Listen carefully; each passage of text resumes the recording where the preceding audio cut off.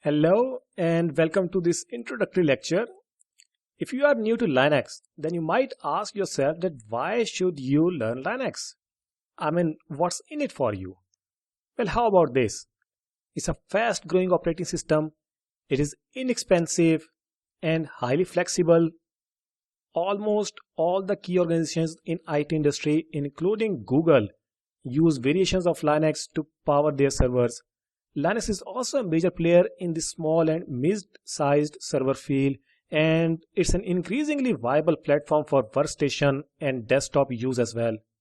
By understanding Linux, you will increase your standing in the job market.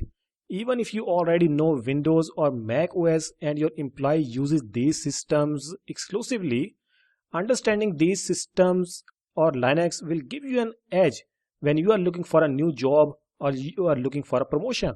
Linux Professional Institute, LPI as it is known, has developed its LP1 certification as an introductory certification for people who want to enter careers involving Linux. And let me just pull up their website over here.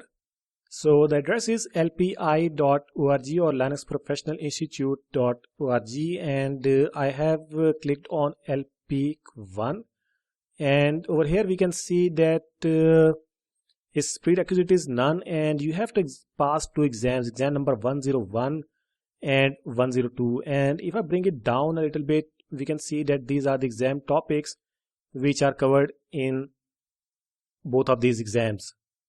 The exam itself is meant to certify an individual if he has got the skills necessary to install, operate, and troubleshoot a Linux system and is familiar with Linux specific concepts and basic hardware. Now, the purpose of this course that you are taking is to help you pass the LPIC 1 exams 101 and 102. Because these exams cover basic Linux installation, configuration, maintenance, security, we will cover all these topics in here. Now here's a bonus for you. When you pass LPIC 1, you also become eligible to claim CompTIA's Linux Plus certification, which has its exam codes as LX0-103 and 104. Exam content wise, these two certifications are identical, and this course will get you prepared for both. Broadly speaking, you will learn enough to get a Linux system up and running and to configure it for many common tasks. Now, you might be wondering that why become Linux certified through LPIC?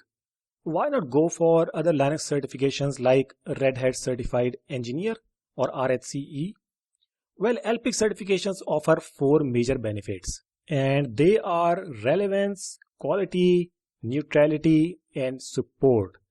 Now, LPIC exams were designed with the needs of Linux professionals in mind. So that covers the relevance portion. As far as quality is concerned, the exams have been extensively tested and validated using psychometric standards.